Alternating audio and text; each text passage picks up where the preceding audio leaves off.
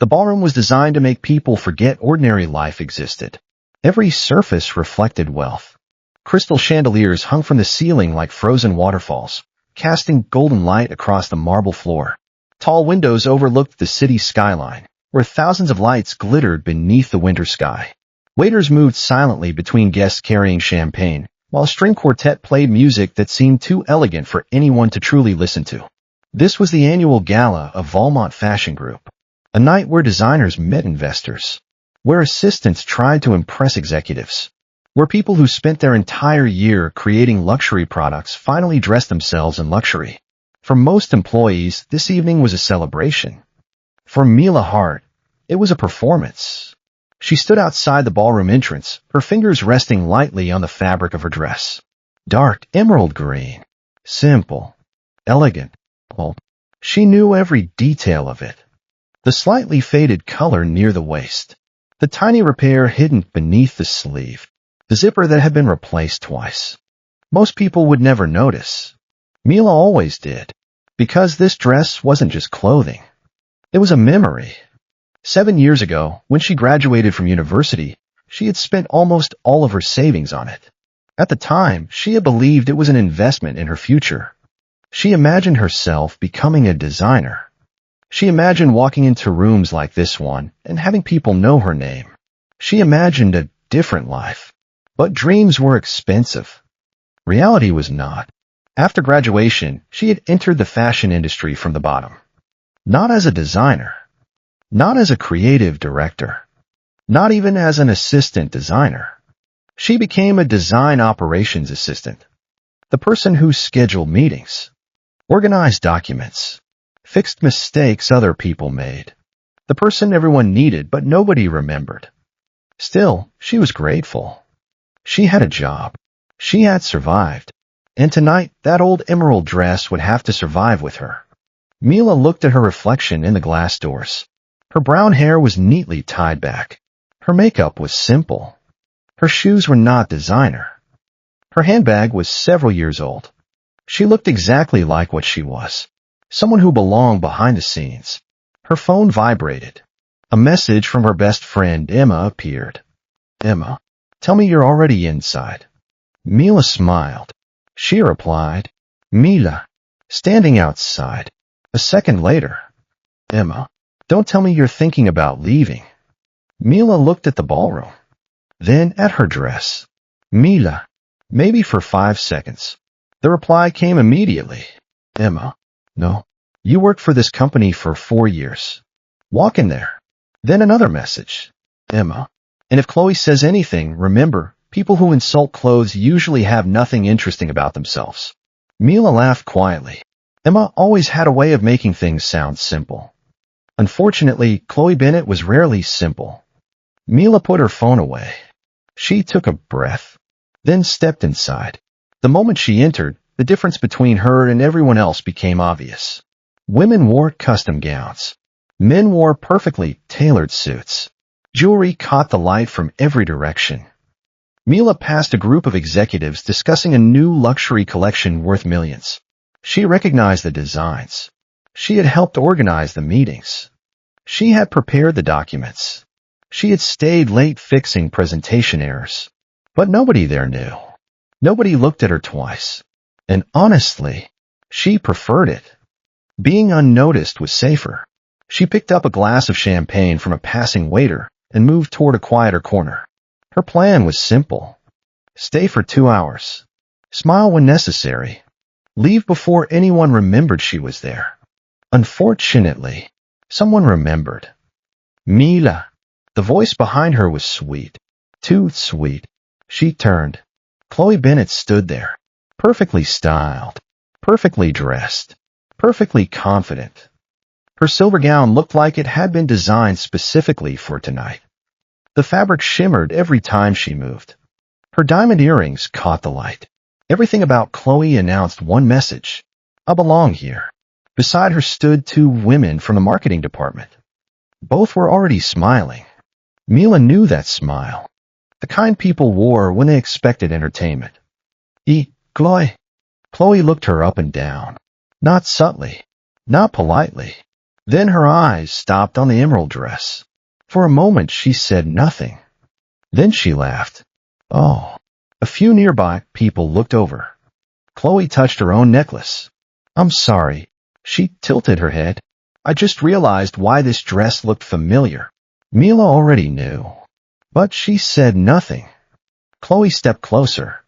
Isn't this the same dress you wore last year? The conversation around them slowed. People started listening. Mila forced a calm expression. Yes. Chloe's smile widened. And the year before? Another pause. Yes. One of the women beside Chloe covered her mouth. Seriously? Chloe laughed softly. I knew I remembered it. She looked around. Don't get me wrong, Mila. I think it's nice to have something sentimental.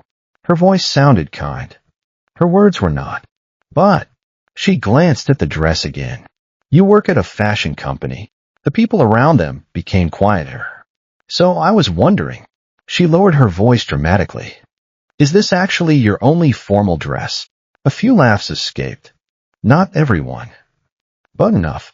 Mila felt the attention gathering around her. The same feeling as standing under a spotlight. Except she had never asked to be on stage. She looked down at the emerald fabric. Then back at Chloe. For a second, she remembered every reason she loved this dress. The day she bought it. Her mother's smile. The feeling of believing something good was waiting ahead. Then she lifted her chin. Yes. Her answer surprised everyone. Chloe blinked. Mila smiled slightly. It is. And for some reason. That made the room quieter than laughter ever could. For a moment, Chloe seemed unsure how to react. She had expected embarrassment. She had expected Mila to make excuses. Something like, I know it looks old, but... Or, I couldn't find anything else. Something that would confirm the difference between them. But Mila had simply admitted it. Yes, it was the same dress. And she wasn't ashamed. Chloe recovered quickly. Well, she gave a small laugh. I admire your confidence. The sentence sounded like a compliment. Everyone knew it wasn't.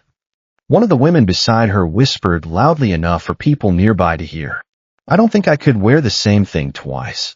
Another smiled. Especially not to a company gala. Mila heard them. She heard everything. Years of working in offices had taught her that the cruelest comments were rarely shouted. They were usually disguised as jokes. She tightened her fingers around her champagne glass. But she didn't look away. I understand why you think it's strange. Her voice was calm. But I really do like this dress. Chloe raised an eyebrow. Really? Yes. Even after wearing it so many times? Mila no. Especially because of that. That answer caught Chloe off guard. Why? Mila looked down at the emerald fabric. Because it has memories. The room became slightly quieter. My mother helped me choose it. She touched the sleeve gently. She told me that expensive things aren't always valuable. A small smile appeared on her face. Sometimes something becomes important because of what it means to you. For a brief moment, nobody laughed. Even Chloe didn't immediately respond. Because there was something uncomfortable about mocking a memory. But only for a moment. Then Chloe shrugged. That's sweet. The word sounded almost insulting. Still, fashion is about moving forward. She glanced at Mila's dress. Not holding on to old things. Before Mila could answer, another voice came from behind them. I disagree. The voice was quiet. But it carried. Not because it was loud. Because everyone recognized authority. The entire area seemed to shift. Conversations faded. People turned. A man was walking toward them. Black tuxedo. No unnecessary accessories. No flashy watch. No attempt to prove his status. He didn't need one. The reaction around him said everything. Executives straightened. Managers stopped talking. Several people lowered their voices immediately. Mila didn't understand why. Until she heard someone whisper. Ricci. Another person answered. Damiano Ricci. The name traveled through the ballroom. Mila knew it. Everyone in the business world knew it. Damiano Ricci. The heir of the Ricci family. The man who had turned a family investment company into a global empire before 35. Businessman. Billionaire. A person whose decisions could change the future of entire companies. And no, he was walking directly toward her. Mila's first thought was simple. Why? She looked behind herself. Maybe someone else was there. Nobody. He stopped in front of her. For several seconds he said nothing. His dark eyes moved briefly to the emerald dress, then returned to her face. You said this dress has memories. Mila nodded slowly. Yes. Then it's more valuable than most things in this room. Nobody moved. Damiano turned slightly. His gaze passed over the expensive gown surrounding them. People confuse price with value. His voice remained calm. They are not the same thing. The silence became heavier. Chloe's smile disappeared. Damiano looked back at Mila. May I ask something? She nodded. Why do you apologize for it? Mila frowned. I don't. You just did. She opened her mouth, then stopped. Because he was right. She had said, I understand why you think it's strange. She had explained. Defended. Softened. She had spent years making herself easier for other people to accept. Damiano noticed. Most people wouldn't. But he did. You shouldn't have to explain something you love. The words were simple. Yet somehow they affected her more than she expected. Mila looked at him. I wasn't trying to explain. No. She gave a small smile. I was just trying to avoid making anyone uncomfortable. Something changed in his expression. Very slightly. Almost impossible to notice. But it was there. Interest. Because most people in this room cared about being admired. This woman cared about not hurting anyone else, even while being insulted. Damiano looked toward Chloe. Not angrily. That would have been easier. His calmness was worse. Miss Bennett. Chloe immediately stood straighter. Yes, Mr. Ricci. Do you work in fashion? The question surprised her. Yes. Then you should know better. Her face changed. I didn't mean. Fashion is not about replacing everything old. Damiano's eyes lowered briefly to Mila's dress. It's about understanding why something matters. Nobody spoke. Chloe's confidence had disappeared completely. Damiano turned back to Mila. The dress suits you. She blinked. Thank you. No. He looked at her carefully. You misunderstand. A pause. The dress doesn't make you look better. His voice lowered slightly. You make the dress look better. Mila didn't know how to respond. Neither did anyone else.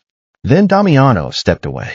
The moment passed, but the atmosphere didn't return to normal. Before leaving, he looked at the small employee badge hanging from her handbag strap, a habit from years of observation. He read the name. Mila Hart. He repeated it quietly. Mila Hart. She looked up. Yes. But he wasn't speaking to her. He was memorizing it. Then he turned to the man standing behind him.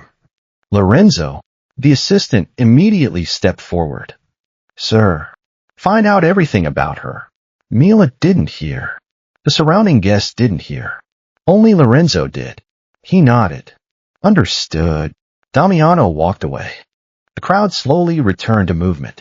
But the evening had changed. Mila remained standing there, confused. She had entered the gala, hoping nobody noticed her. Now everyone was watching her. Chloe stared in silence.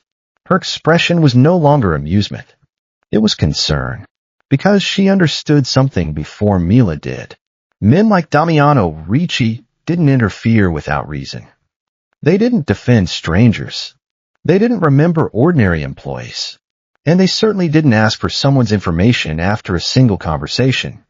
Outside the hotel, Damiano stepped into the cold night air. His driver waited beside the black sedan. Lorenzo followed. For a while, neither spoke. Finally, Lorenzo opened his tablet. Her name is Mila Hart. Damiano looked toward the city lights. Tell me. 28 years old.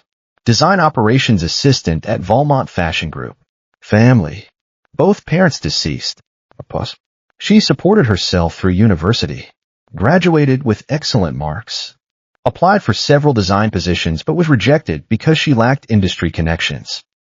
Damiano listened silently. She currently lives alone. No criminal record. No unusual financial activity. Lorenzo hesitated. There is something else. What? She repairs her own clothes. Damiano looked at him.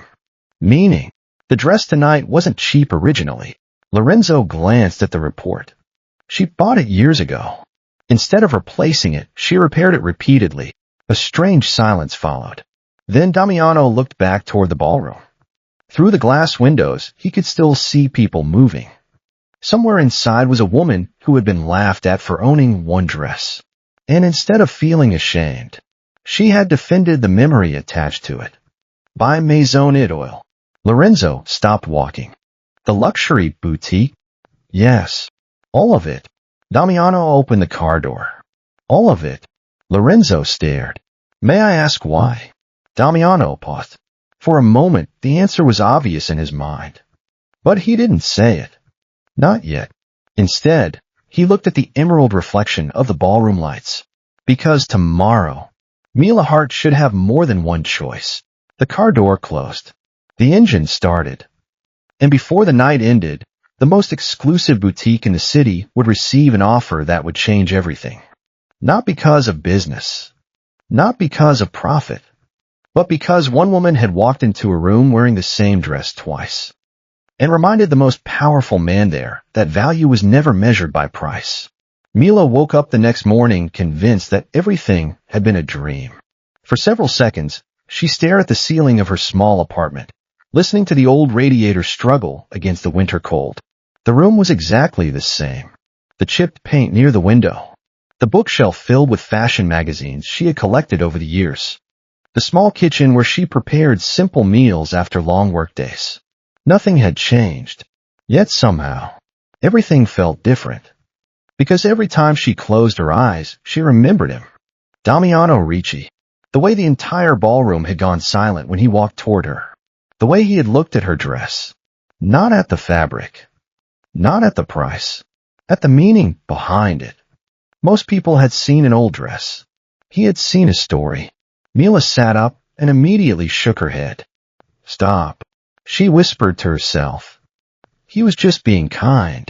That was all. There was no reason to think about it. Men like Damiano Ricci existed in a completely different world. A world of private jets, luxury companies, and billion-dollar decisions. Her world was rent payments, deadlines, and coffee made from the cheapest beans at the supermarket. They had crossed paths for 5 minutes. That was it. She got ready for work like normal. Simple black trousers. A cream blouse. A cardigan she had owned for 3 years. She chose not to wear the emerald dress. Not because she was embarrassed. Because she wanted to prove something to herself. That dress was special. And she didn't want it to become a symbol of one strange night. When Mila arrived at Valmont Fashion Group, she immediately noticed something unusual. People were looking at her. Not casually. Not the way coworkers notice someone arriving late. They were watching. The receptionist, who usually only nodded at her, stood up. Good morning, Miss Hart. Mila stopped. Good morning. The receptionist smiled. Would you like coffee? Mila blinked. Coffee? Yes. From the machine? No. The woman looked slightly nervous. The executive coffee machine. Mila stared. There were 2 coffee machines in the lobby. One for regular employees.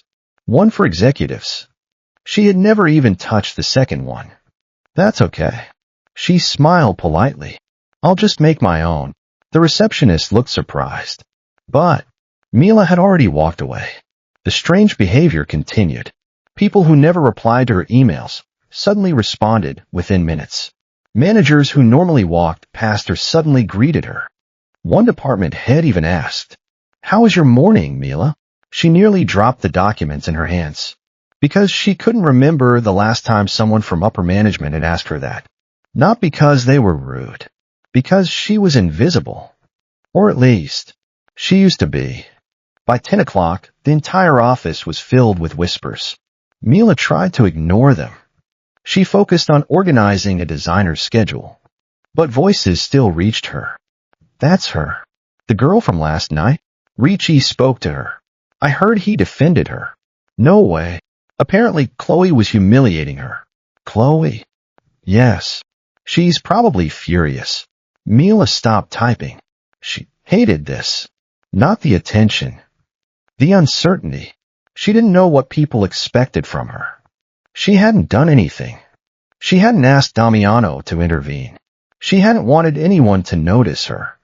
She simply wanted to attend a company event without becoming a joke. Her phone vibrated. A message. Unknown number. She frowned. Normally she ignored unfamiliar messages. But something about the format caught her attention. The message contained only, "Please be available at 2 p.m. No name. No explanation. She stared at it, then deleted it. 2 minutes later, another message arrived. This concerns your appointment with Maison Idole. Mila Hart. Maison Étoile. The name alone made her sit straighter. She had heard of the boutique. Everyone in fashion had. It was impossible to enter without an appointment. Impossible to buy without money. Impossible to even browse comfortably if the staff thought you didn't belong. She typed back, "I think there has been a mistake." The reply came almost immediately. "There has not." Mila frowned. "Who arranged this?" A few seconds passed. Then, "You will know soon." She stared at the screen. Her first instinct was suspicion. Her second was disbelief.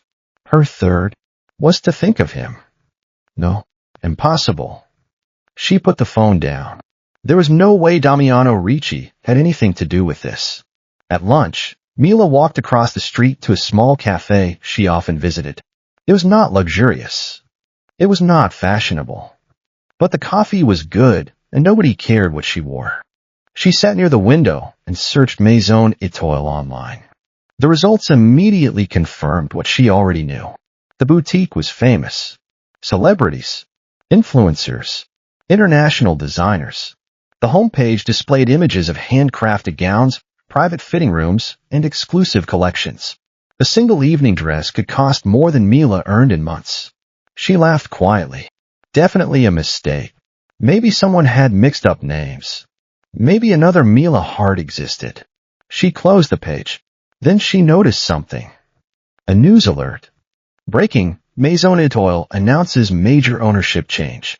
Her fingers stopped. She opened it. The article was short.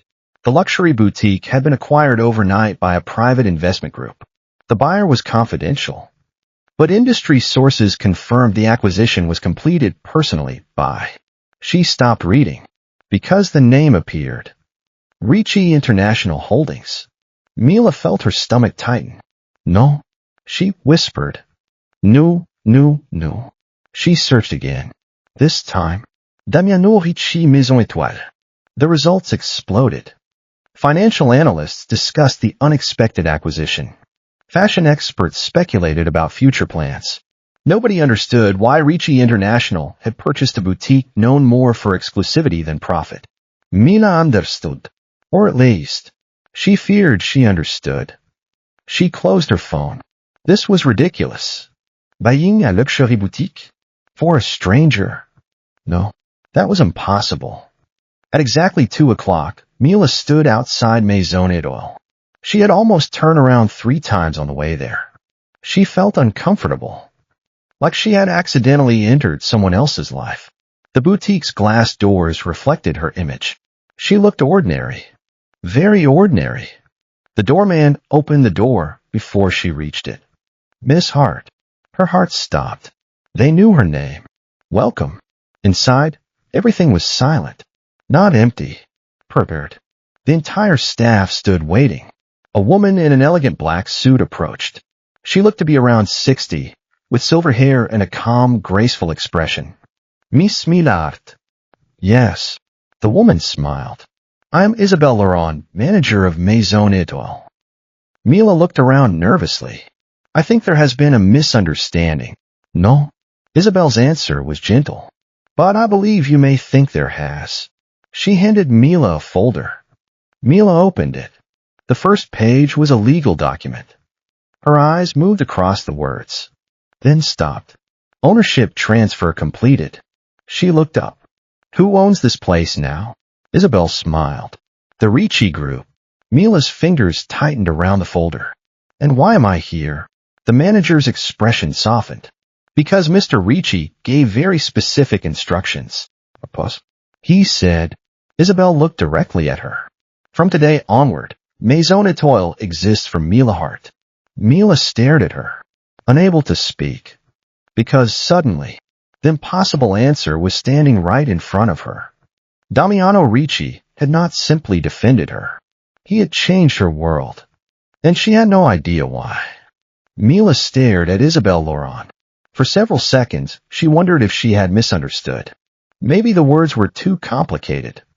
Maybe she had read the document incorrectly. Maybe this was some kind of elaborate corporate promotion she didn't understand.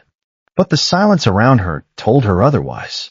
The employees of Maison Etoile were not laughing. They were not whispering. They were not looking at her like she had walked into the wrong place. They were waiting, respectfully, patiently, as if she belonged there. I think. Mila swallowed. I think you have the wrong person. Isabel smiled gently. I assure you, Miss Hart, we do not. No, you don't understand. Mila placed the folder carefully on the counter. I don't have an appointment here. You do. I don't shop here. Not before today. I can't afford anything here. A few employees exchanged glances. Not because they judged her. Because they seemed surprised that she still didn't understand. Isabel stepped closer. Miss Hart. Her voice was calm. May I ask you something? Mila, no. Last night, when Mr. Ricci complimented your dress, Mila's expression changed slightly. You told him you loved it. Yes. Why? The question reminded Mila of the ballroom. The laughter. The embarrassment. The moment she had almost wished she could disappear. But she also remembered her mother's voice. She looked down. Because I do. Isabel nodded. Exactly. She opened the folder again. Mr. Ricci did not purchase this boutique because he thought you needed expensive clothes. Mila looked confused. Then why? Because he believed you deserved choices. The answer was simple. Too simple. Mila shook her head. That's not a reason to buy an entire store. Isabel smiled faintly. You are correct. She closed the folder. Most people would buy a dress. A pause. Mr. Ricci is not most people. That was the problem. Mila knew exactly what kind of man Damiano Ricci was. She had researched him. Powerful. Dangerous. Impossible to predict. Men like him did not make casual gestures. Everything had a purpose. So what does he want? The question came out before she could stop herself. Isabel studied her. What makes you think he wants something? Because nobody does this. Mila looked around the boutique. Nobody spends millions on a stranger without expecting something. There it was. The difference between her and everyone else. Most people saw a gift. Mila saw a debt. Isabel seemed to understand. Perhaps that is why he chose you. Mila frowned. That doesn't answer my question. No. The older woman smiled. But I think you already know the answer. The tour of Maison Etoile lasted almost an hour. Mila expected to feel excited. Instead, she felt overwhelmed. Every room looked like a dream. Private fitting suites with velvet chairs. Walls covered with handmade fabrics. Collections created by designers whose names she had studied during university. She recognized techniques, materials, patterns. She found herself forgetting the impossible situation and becoming fascinated by the craftsmanship. This embroidery, she touched the edge of a gown carefully, is done by hand. The stylist beside her smiled. Yes. How long does it take? Approximately 400 hours. Mila looked amazed. 400? She studied the details. Suddenly the price made sense. Not because it was expensive. Because someone had spent hundreds of hours creating something beautiful. The stylist noticed her expression. You understand. Mila looked at her. What? The work. The stylist smiled. Many customers only see the price tag. Mila looked back at the dress. But the person who made this, She touched the stitching. They put a piece of themselves into it. The employees exchanged quiet looks. Again, that same reaction, as if they were seeing exactly what Damiano had seen. Then Isabel brought her to the private design room. On the table were dozens of sketches. Mila stopped. These. She picked up one carefully. Are they new? Yes. For who? Isabel didn't answer immediately. Then, for you. Mila slowly put the sketch down. No. The room became quiet. Isabel looked surprised. No. Mila shook her head. I can't accept this. Why? Because I didn't earn it. She looked around. I appreciate what Mr. Ricci did. I do. But I don't want to become someone's charity project. Nobody spoke. The words were stronger than anyone expected. Not angry. Not rude. Just firm. Isabel smiled. A real smile this time. I understand. Mila looked confused. You do? Yes. The manager walked toward the window. Do you know how many people come here every month? Thousands. Do you know how many ask about prices before they ask about design? Mila remained silent. Almost all of them. Isabel turned back. You were the first person who walked in and asked whether the artist who created something was respected. Mila didn't know how to answer. Mr. Ricci noticed the same thing. The mention of his name made her uncomfortable. Why does he notice things about me? Isabel smiled. Perhaps you should ask him. Before Mila could respond, her phone rang. The caller ID appeared. Valmont Fashion Group. She answered immediately. Hello. A nervous voice came from the other side. Mila. It was her colleague from Design Operations. Where are you? I'm outside the office. Can you come back quickly? Why? Silence. Then, there was an issue with the financial documents from yesterday. Mila's expression changed. What financial documents? The ones Gerald Lawson asked you to sign. Her heart tightened. I didn't sign them. I know. The colleague lowered her voice. That's why I'm calling. Mila stood still. What happened? Another pause. The documents were submitted this morning. Her fingers tightened around the phone. Submitted by who? The answer came quietly. Your department. Mila felt cold. But I didn't approve them. I know. Then why are you telling me? The colleague hesitated. Because your name is attached to them. The room seemed to become silent. Mila looked at the luxury boutique surrounding her. The impossible gift. The sudden attention. The strange behavior at work. And now, this. Someone had used her name. Someone had prepared something. Someone wanted her involved. I'll be there. She hung up. Isabel immediately noticed her expression. Something happened. Mila forced herself to breathe. I need to leave. Of course. She picked up her old handbag. The same one she had carried into the gala. The same one she had carried for years. As she reached the door, Isabel spoke. Miss Hart. Mila turned. The clothes are not the important part. She waited. The choice is, Mila looked at the boutique one last time, then walked outside. She didn't notice the black car parked across the street. She didn't notice the man sitting inside watching quietly.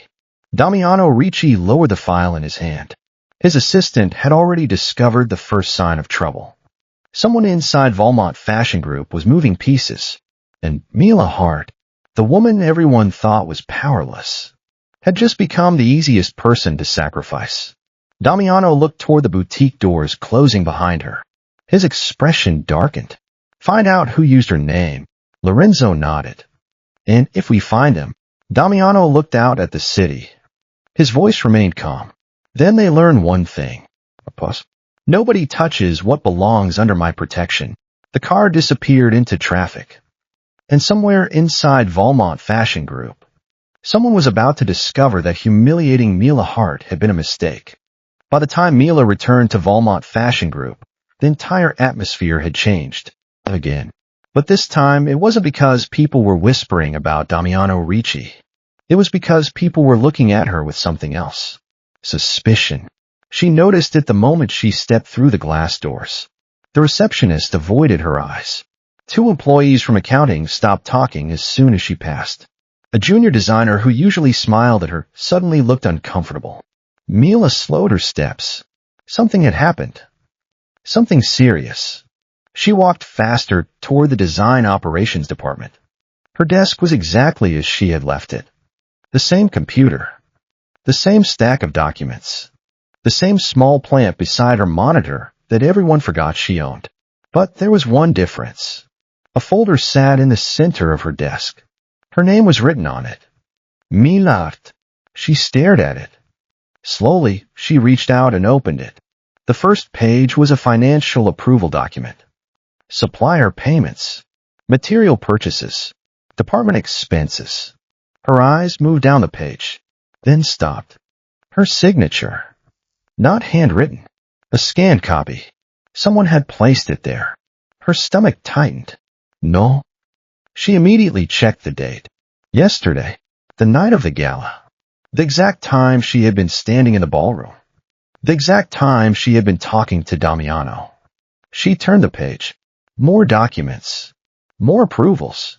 More signatures. All hers. Except she had never seen any of them before. Mila. She looked up. Her coworker Daniel stood beside her desk. He looked nervous. What happened? Daniel lowered his voice. Keep it down. Mila closed the folder. Why is my name on these? I don't know. You called me. I know. Then tell me. Daniel looked around before speaking. Someone from finance found irregularities in the supplier payments. Mila frowned. What kind of irregularities? Million. The word made her freeze. Million? Daniel nodded. The company is preparing an internal audit. Mila looked back at the documents. And my name. Daniel hesitated. You're the approval assistant listed on the files. I never approved anything. I know. Then why am I here? Daniel didn't answer. Because they both understood. Mila was the easiest person to blame. An hour later, Mila was sitting in a conference room. Across from her sat Gerald Lawson, vice president of operations. The same man who had asked her to sign those documents yesterday. His expression was calm, almost sympathetic. That bothered her more than anger would have. Mila. He folded his hands on the table. I want you to understand that nobody is accusing you. She looked at the documents between them. It looks like an accusation. Geh on site. Sometimes mistakes happen. I didn't make this mistake. I know you're saying that. Her eyes narrowed. No. She corrected him. I'm not saying it. I'm telling you. For the first time, Gerald's expression changed. Only slightly. But she saw it. He didn't expect resistance. You worked here for 4 years. Yes. You've always been reliable. Thank you. So I'm sure you understand why we need your cooperation. My cooperation. Yes. He pushed another document toward her. A statement confirming that you processed these files under pressure from senior management. Mila stared. She almost laughed. You want me to say I did something I didn't do? No. Gerald smiled. We want you to explain your involvement. I wasn't involved. Mila. His voice became softer. Almost fatherly. Don't make this harder than it needs to be. There it was. The warning hidden beneath kindness. She recognized it. I need a lawyer before signing anything. The room became silent. Gerald looked surprised. You think this is a legal matter? If my name is attached to millions of dollars in missing funds? She looked directly at him. Yes. For several seconds, Gerald said nothing. Then he leaned back. Interesting. What? You've changed. Mila frowned. What does that mean? He smiled faintly.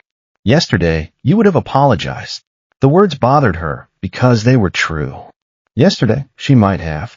Yesterday, she might have assumed she had made some mistake.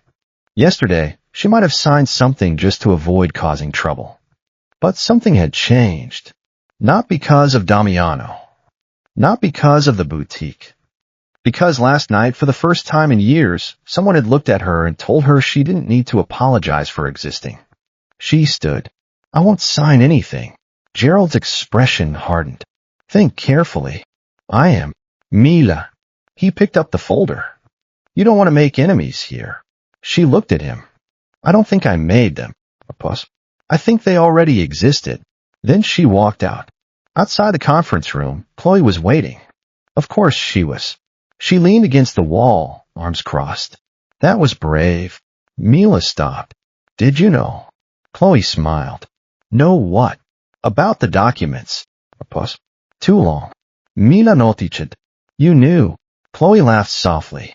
Careful. Careful. Accusing people without proof can damage your reputation.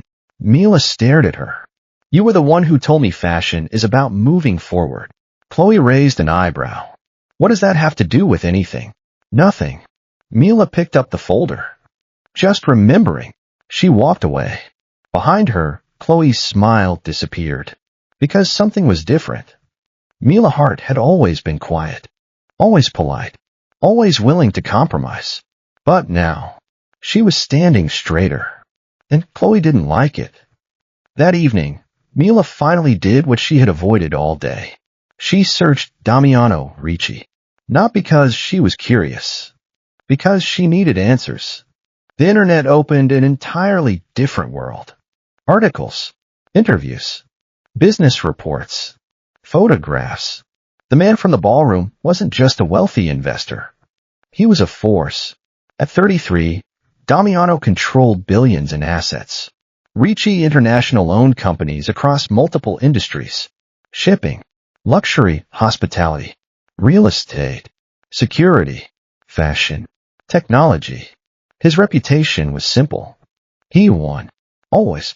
One article described him as the man who never enters a negotiation he cannot control. Another said, Damiano Ricci doesn't compete with his opponents. He removes them. Mila frowned. The words sounded cold. Dangerous. Then she found something else. A photo from 10 years ago. A younger Damiano standing beside his father. The caption explained that after his father's sudden death, Damiano had taken control of the family business despite opposition from older executives. He had survived because he was smarter, more ruthless, more patient. Mila closed the laptop. She thought about the man who defended her, the man who noticed a repaired sleeve, the man who bought an entire boutique. None of those actions matched the articles. She had only seen the part of him he allowed her to see. At that exact moment, across the city, Damiano stood inside his office, looking over Valmont's financial reports. Lorenzo placed another file on the desk. We found a connection. Damiano opened it. The first page contained a name. Gerald Lawson. The second, Chloe Bennett. His expression remained unchanged. How long? At least 18 months. Amount. Approximately $6 million. Damiano turned another page, then stopped. A scanned document appeared. Mila Hart's signature. His eyes darkened. They used her. Lorenzo nodded. Yes. For the first time that evening. Damiano's calm expression disappeared. Only for a second. But it was enough. Because everyone who knew him understood one thing. The most dangerous moment was never when Damiano Ricci became angry. It was when he became quiet. Prepare everything. Lorenzo looked up. For the audit, Damiano closed the file. For the truth. A pause. And make sure Mila Hart is nowhere near the damage when it happens. Outside the window, the city lights continued shining. But inside Valmont Fashion Group, the first move had already been made. And nobody knew that the woman they planned to sacrifice had just gained the protection of the most powerful man they had ever challenged. Mila spent the entire night staring at the ceiling. Sleep refused to come. Every time she closed her eyes, images from the past 48 hours appeared. Chloe's mocking smile. The ballroom full of laughter. Damiano Ricci standing in front of everyone. The boutique. The documents. Her name attached to crimes she didn't commit. It felt like her life had suddenly accelerated while she was still trying to understand what had happened. 2 days ago, she had been an ordinary assistant. Invisible. Predictable. Safe. Now she was somehow connected to one of the most powerful men in the world, and someone inside her company was trying to destroy her. Mila ate d'un certainty. She preferred problems she could solve. A broken schedule. A missing file. A delayed shipment. Those things had answers. But people lied. People smiled while hurting you. People praised your work one day and used you as a shield the next. She finally sat up. Enough. She grabbed her laptop. If she was going to survive this, she needed facts. Not rumors. Not fear. Facts.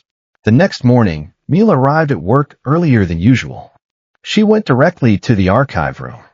Most employees hated the place. Too many old documents. Too much dust. Too much work. That was exactly why she chose it. Nobody would interrupt her. She spent the next 3 hours reviewing every document connected to her department. Supplier contracts. Approval chains. Payment records. At first, everything looked normal. Almost too normal. Then she noticed something. A pattern. Every suspicious payment passed through the same route. Design operations. Finance review. Executive approval. And every time, her department was listed as the first point of contact. But something was wrong. She checked the dates. The documents appeared to have been processed on days when she wasn't even in the office. One was dated during her vacation. Another was dated while she was attending a mandatory training session. Someone had carefully built a timeline. A fake timeline.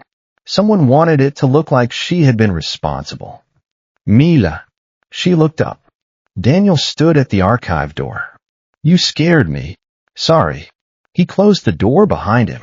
You shouldn't be digging through those. She frowned. Why? Because people are watching. Who? Daniel hesitated. Then lowered his voice. Everyone. Mila closed the folder. What are you afraid of? Daniel looked uncomfortable. Yesterday, after you left the meeting, Gerald asked who talked to you. Why? He wanted to know if someone had advised you. Mila's expression changed. Advised me? Yes. Why would he care? Daniel looked at her. You know why. The answer came silently. Damiano. Mila looked away. She didn't like the idea that everyone thought she was powerful because of a man.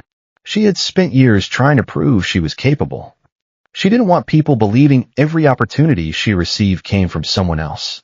I need to handle this myself. Staying in sight. That might be impossible now. What does that mean? He hesitated. Then handed her a phone. On the screen was a business news article. Ricci International expands fashion portfolio with Maison Etoile acquisition. Below it was a photograph of Damiano. The article mentioned his unexpected purchase. But the comments were what caught Mila's attention. Interesting move. Ricci never buys without a strategy. Why a boutique? There must be something bigger happening. She returned the phone. This has nothing to do with me. Daniel gave her a look. Mila. What? Everyone thinks it does. At noon, the entire company received an announcement. A mandatory executive meeting. Everyone knew something serious was happening. Employees filled the conference hall. Managers whispered. Executives looked nervous. Mila sat near the back. Chloe sat across the room. Their eyes met briefly. Chloe looked away first. That alone told Mila something. Chloe wasn't confident. She was worried. The meeting began with Gerald Lawson. He stood at the front, calm and professional. As everyone knows, the company recently discovered accounting inconsistencies. The room became silent. We are conducting a thorough internal review. Mila noticed something. Gerald never mentioned names. Not yet. Then he continued. Unfortunately, some documentation suggests that errors may have originated within design operations. Several people looked toward Mila. Her stomach tightened. There it was. The first move. Not an accusation. A suggestion. A rumor planted carefully enough to spread. Gerald turned toward the screen. A document appeared. Her signature. Mila's heart sank. This approval was processed under employee Mila Hart's account. The room erupted into whispers. She heard. I knew something was strange. She doesn't seem like that type. Maybe nobody really knows people. Mila sat still. She wanted to stand. She wanted to explain. But she knew something. People had already decided what story they wanted. Then, The conference room doors opened. Everyone turned. The room fell silent. Damiano Ricci entered. This time, nobody whispered. Nobody laughed. His presence alone changed the atmosphere. Gerald immediately stopped speaking. Mr. Ricci, Damiano ignored the greeting. He walked to the front. His eyes went directly to the screen, then to Mila. For a brief moment, their eyes met, and she saw something unexpected. Not pity, not suspicion, trust. Damiano turned back to Gerald. Continue. Gerald looked nervous. We were discussing the irregularities. I know. Damiano's voice was calm. Continue. Gerald swallowed. We believe Miss Hart may have been responsible for approving these payments. A long silence. Then Damiano asked, Do you? The question was simple. But Gerald immediately became uncomfortable. Do you believe she did it? Nobody moved. Gerald looked around. The pressure in the room became unbearable. I believe the evidence requires investigation. Damiano nodded. Good. He walked toward the screen, then took the remote. The document disappeared. A new file appeared. Different records, different dates, different signatures. Gerald's expression changed. What is this? Damiano looked at him. The documents you forgot existed. The room went completely silent. Supplier records, original approval chains, security access logs. He changed another slide. Office entry records. Another. Email authentication reports. Every piece of evidence appeared one by one. Mila stared. He had investigated everything. Already. Damiano continued. These documents prove one thing. He looked around the room. Someone created false approvals. The employees listened. Someone copied Miss Hart's authorization. And someone attempted to make her responsible. His eyes moved toward Gerald. For the first time, fear appeared on the vice president's face. Mr. Ricci, Damiano interrupted. You should have chosen a better person to blame. Nobody breathed, because everyone understood. This was no longer an internal investigation. This was a warning. After the meeting ended, Mila remained seated. Everyone left quickly. Nobody wanted to be nearby when powerful people fought. Eventually, only she and Damiano remained. She looked at him. I didn't ask you to do that. I know. I don't want people thinking I need your protection. Damiano studied her. You don't. The answer surprised her. Then why? Because someone tried to destroy your life using my company.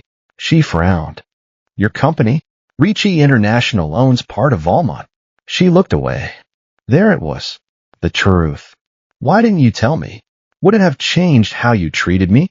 Mila didn't answer. Because it wouldn't have. Damiano noticed. Exactly. A quiet moment passed. Then he said, You were the only person in that room who didn't care who I was. Mila looked at him. And that matters. More than you think. For the first time, she saw something beneath the powerful businessman. Something tired. Something lonely. A man surrounded by people who wanted something from him. Money, power, influence. But not him. Damiano stepped closer. Mila. She looked up. Be careful. The warning surprised her. Why? Because the people who underestimated you are now afraid. And afraid people make mistakes. He walked away. Mila watched him leave. She still didn't understand Damiano Ricci. She didn't know whether she could trust him. She didn't know why he cared. But one thing had become clear. The woman who wore the same dress twice was no longer invisible. And the people who had laughed at her were beginning to realize they had chosen the wrong target. Mila expected things to become easier after Damiano Ricci exposed the false documents. She was wrong. They became more complicated. Because before, people ignored her. Now, everyone noticed her. The same employees who once walked past her without saying hello suddenly smiled when she entered the office. The same managers who had never asked for her opinion now wanted to know what she thought. The same people who had laughed at her dress at the gala now acted as if they had always respected her. Mila hated it. Not because she disliked kindness, because she knew the difference between kindness and fear. This wasn't respect. It was survival. Everyone was watching the person who had caught Damiano Ricci's attention, not Mila Hart, the woman connected to him. And that bothered her more than she wanted to admit. 3 days after the meeting, Mila received another message. This time, it wasn't anonymous. Damiano Ricci would like to meet you. She stared at the message for a long time. Then she typed, "Where?" The reply came quickly. Ricci International Headquarters. 7 p.m. Mila looked at the time. A meeting after work. At his office. The most powerful businessman in the city. Everything about it sounded like a terrible idea. She almost refused. Almost. But then she remembered the documents. The fake signatures. The way someone had tried to destroy her career. She needed answers. So she replied, "I'll be there." Ricci International Headquarters was nothing like Valmont. Valmont was beautiful, fashionable, creative. Ricci International was something else. Powerful. The building stood in the center of the financial district, a tower of glass and steel that seemed to touch the sky. Mila entered the lobby and immediately felt out of place. Everyone moved with purpose. No wasted movements. No unnecessary conversations. Security guards recognized employees instantly. Executives walked quickly with tablets and documents. This wasn't a fashion company. This was an empire. The receptionist smiled professionally. "Miss Hart." Mila stopped. "Yes, Mr. Ricci is expecting you." Of course he was. The elevator took her to the top floor. The doors opened silently. The entire floor was quiet. Almost too quiet. A woman in a dark suit approached. "I'm Elena, Mr. Ricci's assistant. Nice to meet you." Elena smiled. "He's been waiting." Mila followed her through the hallway. The office at the end was enormous. Floor-to-ceiling windows overlooked the entire city. A large wooden desk sat in the center. Minimal decoration. No unnecessary luxury. The room felt exactly like the man who owned it. Controlled. Precise. Cold. Except, there was one thing that surprised her. On a side table near the window sat a small framed photograph. A family. An older man. A woman. A younger Damiano. For some reason, seeing proof that he had once been ordinary made him seem more human. "Mila." His voice pulled her back. She turned.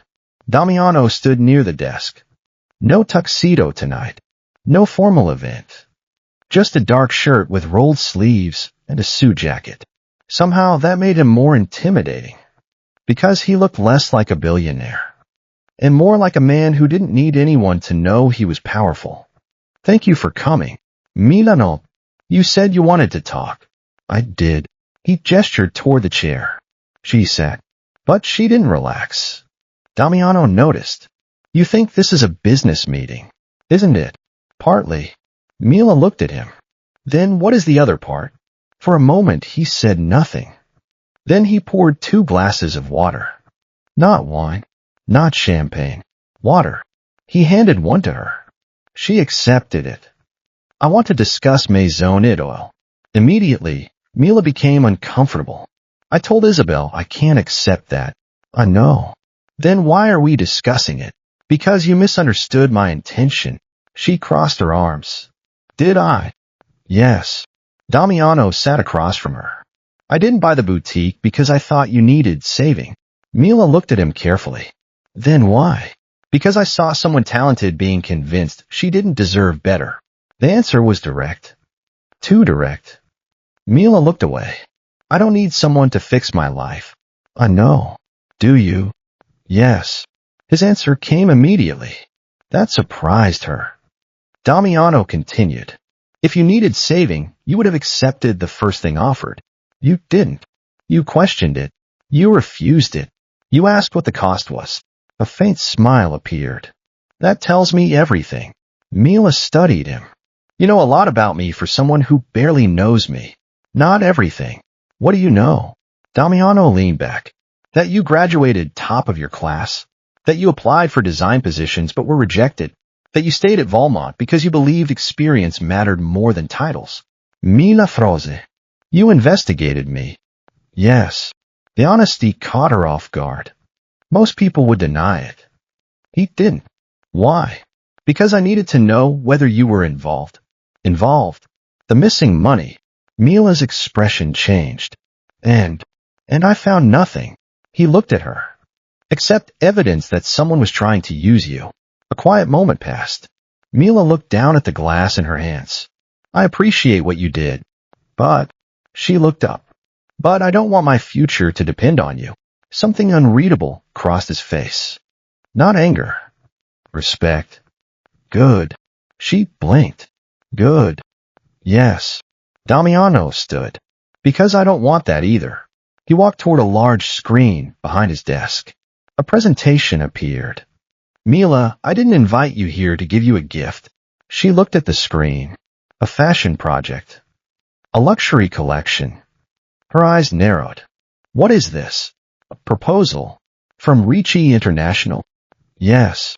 To me? Yes. She stared. I don't understand. Damiano looked at her. Maison Étoile need a new creative direction. The company wants someone with technical skill. Someone who understands craftsmanship. Someone who doesn't see clothing as a price tag. Mila slowly realized. You want me to design? Yes. She laughed softly. Not because it was funny. Because it was unbelievable. I'm an assistant. You are currently an assistant. The correction was subtle, but powerful. Damiano continued. Titles are temporary. Ability isn't. Mila looked at the proposal. A real opportunity.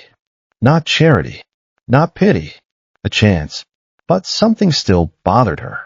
What do you want in return? Damiano was silent. Then he answered. I want honesty. That's all. For now. Mila narrowed her eyes. For now. A slight smile appeared. You ask dangerous questions. I thought you liked honesty. Ido. He looked at her. That's why I invited you. The room became quiet. For the first time since meeting him, Mila wasn't looking at Damiano Ricci as a powerful man. She was looking at him as a person. A complicated one. A dangerous one. But perhaps a sincere one. She picked up the proposal. I'll read it. Damiano nodded. Good. But I need one condition. Name it. If I do this. She looked directly at him. I earn my position. No special treatment. No shortcuts. No one can say I got here because of you. Damiano watched her for several seconds. Then smiled. A real smile. Small. Rare. That's exactly why I chose you. Mila looked away quickly. She didn't know why those words affected her. She didn't know why being understood by him felt more dangerous than being protected. But she knew one thing. This was no longer about a dress. It was about two people from completely different worlds.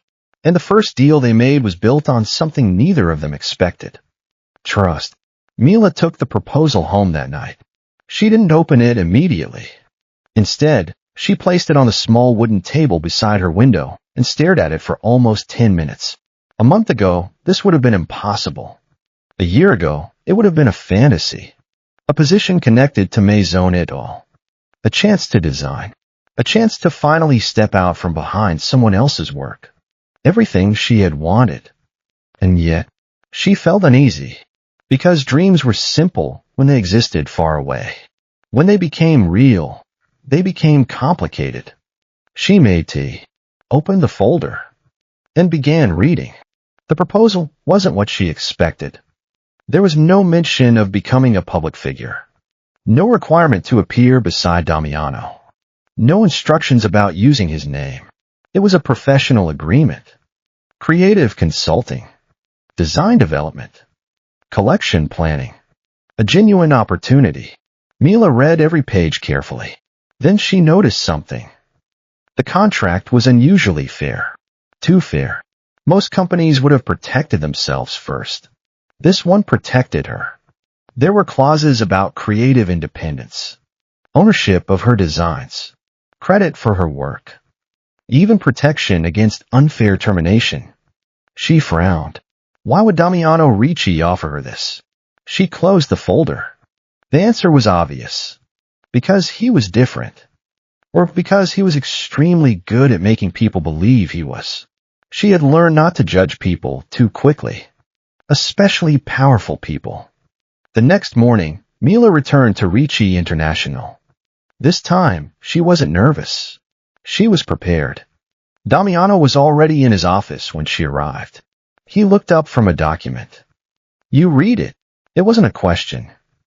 Yes. And Mila placed the folder on his desk. I have questions. A faint expression appeared in his eyes.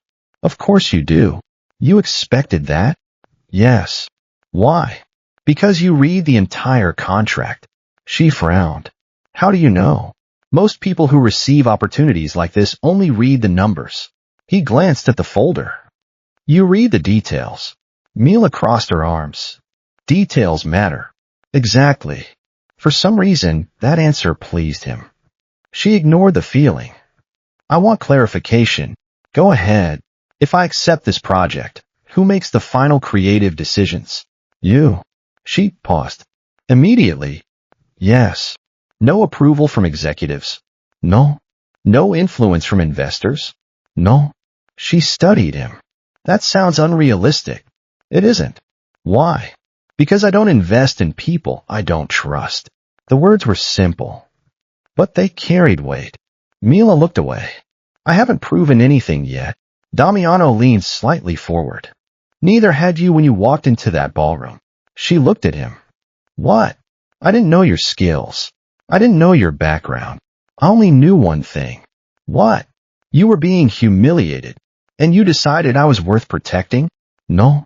His answer surprised her. I decided you were worth respecting. The room became quiet. Mila didn't know what to say. Because there was a difference. Protection created weakness. Respect created equality. And that was what made Damiano dangerous. He didn't make her feel rescued. He made her feel capable. The meeting lasted 2 hours. By the end, Mila had asked dozens of questions. Materials, suppliers, design timelines, market strategy. Damiano answered all of them. Not personally, professionally. That surprised her. She had expected him to be a businessman who only cared about numbers. But when they discussed fashion, his understanding was deeper than expected. You study design? She asked suddenly. Damiano looked up. A little. A little. I learned because I had to. That's not an answer. A small smile appeared. You really don't let things go. No. I noticed. He walked toward the window. My family owned several fashion companies. I grew up around designers. But I was never the creative person. Mila Hart. My father believed art was unpredictable. He preferred numbers. And you? Damiano looked outside. I learned that numbers without vision create nothing. That answer stayed with her. Because it sounded like something she believed too. After the meeting, Mila left with a signed preliminary agreement. Not a gift. Not a favor. A beginning. She walked through the lobby, holding the folder tightly. For the first time in years, she felt like she was moving forward. Then her phone rang. The number was from Valmont. She answered. Hello. Mila. It was Daniel. His voice sounded nervous. Something happened. Her expression changed. What? The internal audit team found another problem. What problem? A pause. Someone deleted several emails from your department. Mila stopped walking. What emails? Messages between you and suppliers. Her stomach tightened. Can they recover them? Maybe. Then why are you calling me? Daniel lowered his voice. Because someone accessed your account last night. Mila's grip tightened around the phone. My account. Yes. Who? We don't know. A cold feeling spread through her. Someone was still moving. Still building a case. Daniel. What? Did anyone else know about the investigation? Silence. Too long. Mila. Daniel. He finally answered. Everyone in the executive department knew. She closed her eyes. Everyone. That meant the person responsible knew exactly what was happening. And they were not trying to hide. They were trying to finish the job. That evening, Damiano received the same information. Lorenzo stood beside his desk. The situation has escalated. Damiano looked up. Explain. Someone accessed Mila Hart's company account. When? Last night? After she met with me? Yes. Damiano's expression hardened. Who had access? We're investigating. No. He closed the file. Find out who. Lorenzo nodded. There is one more thing. What? The person who accessed her account used an executive authorization. Damiano's eyes narrowed. Meaning, someone higher than her. A long silence. Then Damiano stood. Prepare the complete audit. Immediately, Lorenzo hesitated. That could damage Valmont significantly. Damiano looked at him. If a company collapses because the truth is revealed, it was already collapsing. The next morning, Mila arrived at work to find something waiting on her desk. Not documents. Not emails. A small box. She looked around. Nobody admitted sending it. Slowly, she opened it. Inside was a garment bag. Her breath stopped. She recognized the fabric immediately. Emerald green. Her old dress. But different. She pulled it out carefully. The repairs were gone. The faded areas had been restored. The stitching had been reinforced. It looked exactly like it had years ago. Except better. Attached was a small note. Only one sentence. Some things deserve to be preserved, not replaced. No signature. No name. She didn't need one. She already knew. Mila held the dress silently. For the first time, she understood something about Damiano Ricci. He wasn't trying to erase the past. He was trying to remind her that her past had value. But before she could process the feeling, her computer screen suddenly went black. Then a notification appeared. Account access denied. Below it, employee under investigation. System restriction applied. Mila stared at the screen. The company had just locked her out. And this time, someone wasn't trying to embarrass her. They were trying to remove her. Mila had always believed that losing a job would be the worst thing that could happen to her. She was wrong. The worst feeling was knowing someone was carefully building a story about her. A story where she was careless, where she was dishonest, where she was the person responsible. And the most terrifying part was that the story was almost believable. Because Mila Hart was exactly the kind of person people underestimated. She was quiet. She was polite. She didn't have a powerful family name. She didn't have influential friends. She didn't walk into meetings expecting people to listen. So when someone wanted a perfect person to blame, they chose her. The system restriction remained on her computer for 3 days. 3 days of sitting at her desk with limited access. 3 days of hearing whispers. 3 days of watching people who once ignored her suddenly act as if she carried some dangerous secret. Mila tried to focus. She reviewed every document she still had access to. She contacted suppliers. She compared dates. She searched for anything that could prove her innocence. But every path seemed blocked. Someone had planned this carefully. They had removed the evidence before she could find it. Except they had made one mistake.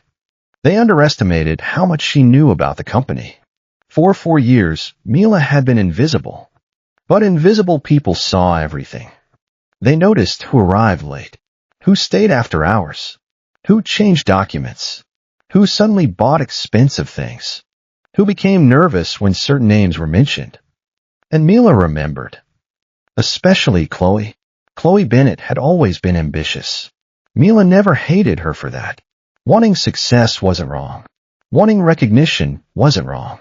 But Chloe had always believed success came from standing above other people, not beside them. A year ago, Chloe had suddenly been promoted to senior marketing coordinator. Everyone celebrated. Everyone except Mila. Because Mila remembered something. The promotion happened 2 weeks after Chloe started spending time with Gerald Lawson. At the time, she ignored it. Office relationships were not her business.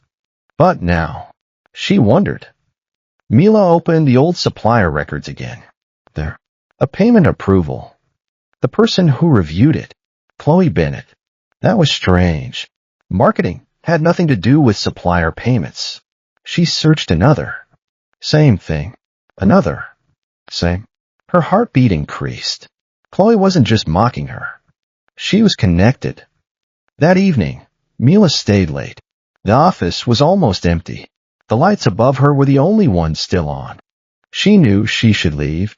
She knew staying alone after discovering suspicious information was risky. But she needed proof. Not feelings. Not assumptions. Proof. She accessed the old archive system. Most employees didn't know it existed. Years ago, before becoming an assistant, Mila had helped organize the company's digital records. She remembered old backup systems, old files, old access pass. After 20 minutes of searching, she found something. A deleted folder. Her eyes narrowed. The folder name was simple. Project Emerald. Mila clicked. Inside were financial reports, private emails, and one document that made her freeze. A conversation between Gerald and Chloe. Her hands became cold. She opened it. Gerald. The assistant is perfect. Chloe. Mila. Gerald. Who else? Nobody notices her. Chloe. She won't fight back. Gerald. Exactly. Mila stopped breathing for a moment. She continued reading. The conversation was months old. They had planned everything. The fake approvals. The missing payments. The false documents. And the final step. Making Mila responsible. But then another message appeared. One that made Mila's expression change. Chloe. What about Ricci? Gerald. He doesn't care about employees. Chloe. But he spoke to her. Gerald. People like him don't protect people like her. Mila stared at the screen. People like him. People like her. Those words hurt more than she expected. Not because they were insulting. Because she had heard them her entire life. You don't belong here. You are not important enough. You are not someone people choose. Except, one person had chosen her. She quickly copied the files. Then she heard footsteps. Mila froze. The archive room door opened. Chloe stood there. The smile on her face was gone. Mila. Her voice was quiet. Too quiet. What are you doing here? Mila closed the laptop. Working. Chloe looked around. At midnight. Some people do. The words were sharper than Mila intended. Chloe noticed. Interesting. You found something. It wasn't a question.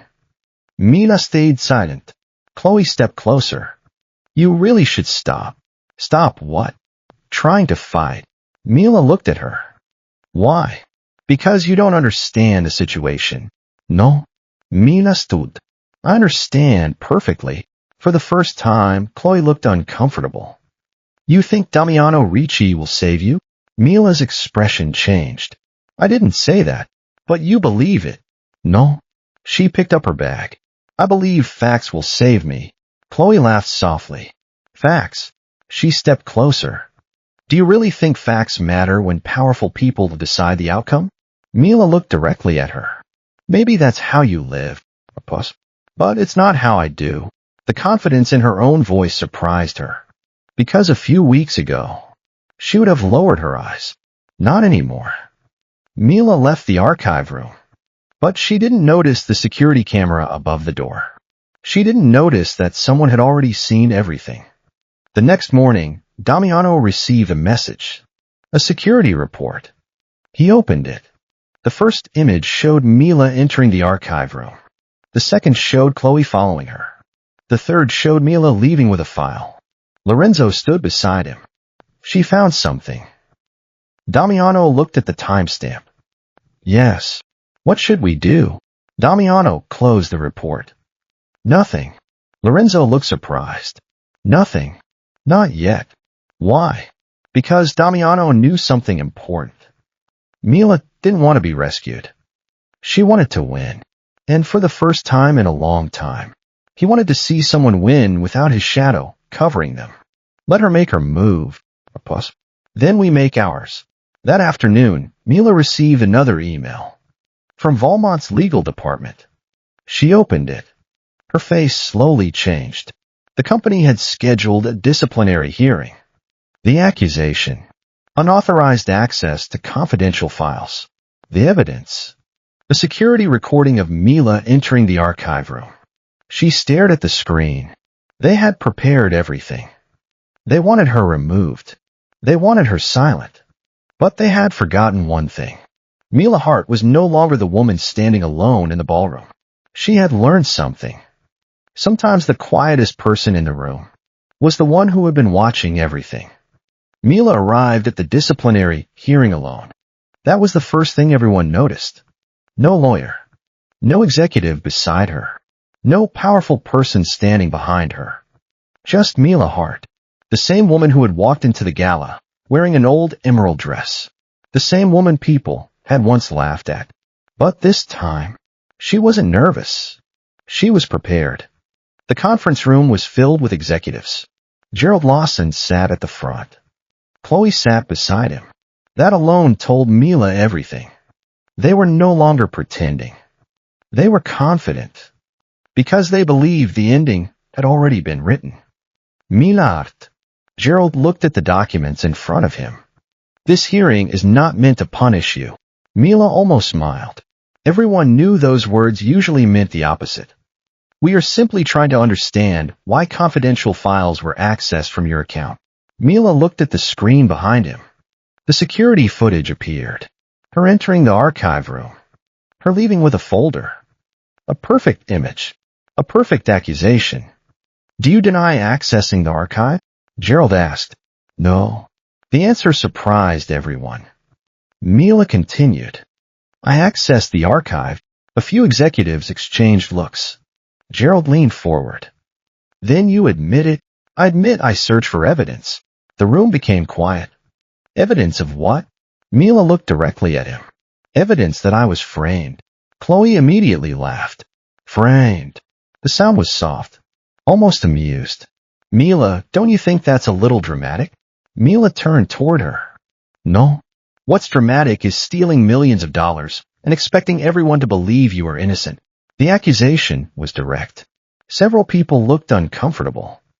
Mila felt anger rise inside her, but she controlled it. Because anger was what they wanted. They wanted her emotional, unstable, easy to dismiss. Instead, she calmly opened her bag. I have something to show you.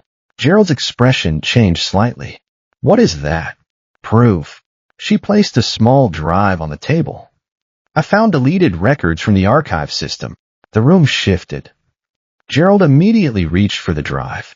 Those files are confidential. Yes. Mila looked at him. Which is why I know they matter. Before anyone could stop her, she connected the drive. The screen changed. Emails appeared. Payment records. Messages. Then the conversation between Gerald and Chloe. The room became silent. Not uncomfortable silence. Dangerous silence. Everyone read the words. Everyone saw the truth.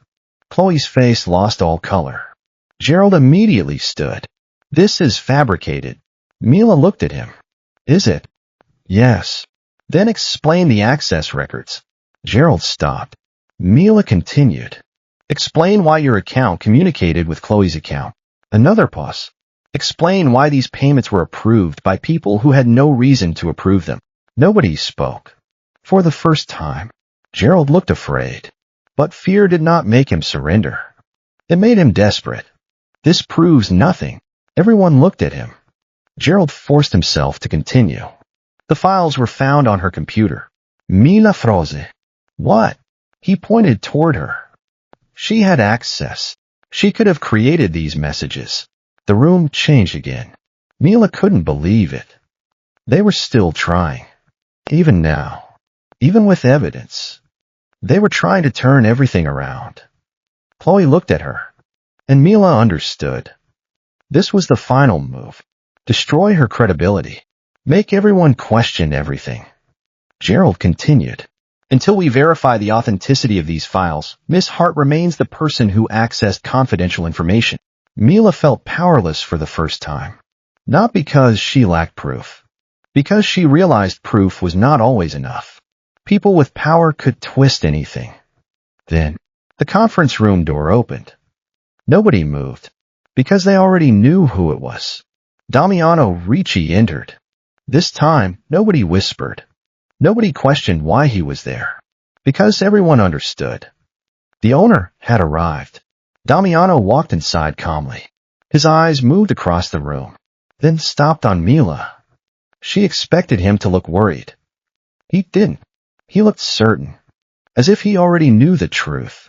Mr. Ricci, Gerald immediately stood. I wasn't aware you were attending. Clearly. Damiano placed a folder on the table. I wasn't aware you were this careless. The room froze. Gerald's face tightened. Excuse me? Damiano opened the folder. Your mistake was not stealing money. Everyone looked at him. Your mistake was assuming nobody would investigate. He placed documents on the table.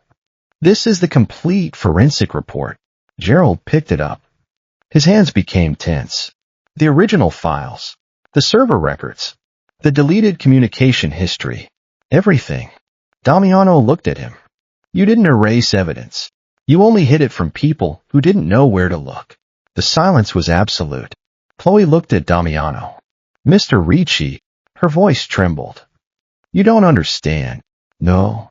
Damiano interrupted. I understand perfectly. He looked at her. You believed Mila Hart was powerless. You were wrong. The hearing ended 30 minutes later. Gerald was suspended. Chloe was removed from her position pending investigation. The executives who had doubted Mila suddenly became very interested in apologizing. But Mila didn't stay. She left the building. She needed air. She needed silence. She needed to remember that her life was still hers. Outside Valmont, rain began falling. Mila stood beneath the building entrance, watching the city blur. You're going to get sick. She turned. Damiano stood behind her. Of course. She sighed. You always appear at the right time. Not always. No. No. He looked at her. Sometimes I'm late. For some reason, that answer surprised her. Mila looked away. You saved me again. No. Damiano. You saved yourself. She looked at him. The evidence came from you, but you found it. You fought. You stood there alone. I only made sure nobody could silence you. The rain became heavier. Mila didn't know why those words affected her. Maybe because she had spent so long believing she had to do everything alone. Why do you care so much? The question finally escaped. Damiano became quiet. For a moment, he looked less like the powerful businessman everyone feared. More like a man carrying something heavy. Because I know what it feels like. Mila waited. To be judged before anyone knows you. She looked at him. My family name gave me everything. But it also took things away. People don't see me. They see Ricci. The rain fell between them. And when I saw you, he stopped. Mila's heartbeat changed. When you saw me, Damiano looked at her. I saw someone who was standing in a room full of people who wanted her to feel small. And she still didn't. Neither spoke. The city continued around them. Then, suddenly, a car appeared at the corner. Too fast. Too close. Damiano noticed first. Mila. Before she could react, he grabbed her hand and pulled her back. The vehicle sped past. A moment later, it disappeared. Mila stared. What was that? Damiano's expression changed. The warmth disappeared. The businessman disappeared. The dangerous man returned. He looked toward the street. That wasn't an accident. Mila felt cold. What? Damiano looked at her. Someone is no longer trying to ruin your career. They are trying to scare you. The rain continued falling. And for the first time, Mila realized this fight was bigger than Valmont Fashion Group. Much bigger. Because the people behind it had finally understood something. Damiano Ricci was protecting her, and they had decided to challenge him. Mila did not sleep that night. Not because she was afraid. At least, that was what she told herself. She sat on the sofa in her apartment, looking at the repaired emerald dress hanging near the window. The same dress. The same memories. But now everything connected to it felt different. Before, It represented the life she had lost, the dreams she had postponed, the person she had been before reality became difficult. Now it represented something else, the beginning of a change, and that frightened her, because change always came with a price. Her phone vibrated. A message from Damiano. "Are you safe?" Mila stared at the screen. She typed, "Yes," then deleted it. Typed again. "I think so." Deleted that too. Finally, "I'm fine." 3 dots appeared almost immediately. "You don't have to pretend with me." Mila froze. She hated that he noticed things. She hated that he saw through her. And maybe she hated that she didn't hate it enough. She replied, "I'm not pretending." A few seconds passed. "Good. Then, keep your security system active. My people will monitor the area." Mila frowned. She typed quickly, "Your people?" The reply came, "Yes." She looked at the message. There it was again. The difference between their worlds. For Mila, danger meant angry managers and office politics. For Damiano, danger meant something much darker. Something she had only begun to understand. She put the phone down. But before she could relax, another message arrived. Not from Damiano. From Valmont Fashion Group. Mandatory executive review meeting. Attendance required. Mila sighed. Of course, the fight wasn't over. The next morning, Mila returned to Valmont. The atmosphere was completely different. Gerald Lawson was gone. Chloe had been removed from her position. The people who once whispered about Mila now avoided her eyes. But she didn't feel victorious. Because she knew something. Removing 2 people didn't erase the system that allowed them to do it. She entered the executive conference room. Several directors were already waiting. One of them stood immediately. "Miss Hart." Mila stopped. This was the same man who had refused to answer her emails for years. Now he looked almost nervous. "We want to apologize." Mila said nothing. "We should have investigated more carefully." Still nothing. "We hope you understand that mistakes happen." Mila looked at him. "Yes." The man relaxed slightly, until she continued. "But mistakes are usually accidental." The room became quiet. "What happened to me wasn't a mistake." Her voice remained calm. "It was a decision." Nobody answered. Because they knew she was right. Someone had decided she was expendable. Someone had decided nobody would defend her. Someone had decided her silence was guaranteed. Mila looked around her room. "I don't want an apology." The executives exchanged glances. "What do you want?" She thought for a moment, then answered, "Change." That afternoon, Mila received an unexpected invitation. A private dinner.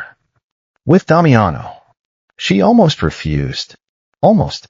But something told her this conversation mattered. The restaurant was quiet and elegant. Not the kind of place where celebrities gathered. The kind of place where powerful people made decisions. Damiano was already seated. When Mila approached, he stood. A small gesture. But once she noticed, most powerful men didn't stand for assistance. Even former assistants. "Thank you for coming." Mila sat. "I have a question." "I know." She looked at him. "You always know." "Usually." "That must be annoying." A faint smile appeared. "It is."